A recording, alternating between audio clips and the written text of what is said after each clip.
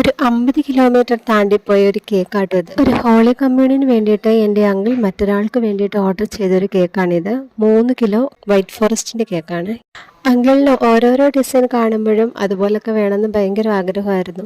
അപ്പോൾ പിന്നെ ഞാൻ ഓർത്തു എങ്കിൽ പിന്നെ എല്ലാം കൂടി അങ്ങ് ഉൾക്കൊള്ളിച്ചേക്കാം എന്ന് വിചാരിച്ച് ബൈബിളും കൊന്തയും പിന്നെ നമ്മുടെ മുന്തിരിക്കൊലയായിട്ട് നിൽക്കുന്നതും പിന്നെ ഓസ്തിയും മുകളിൽ വെച്ചിരിക്കുന്ന കുഞ്ഞു ബൈബിൾ ചെറിയ കുഞ്ഞ് പീസാക്കിയ കേക്കുകൾ വെച്ച് ചെയ്തതാട്ടോ.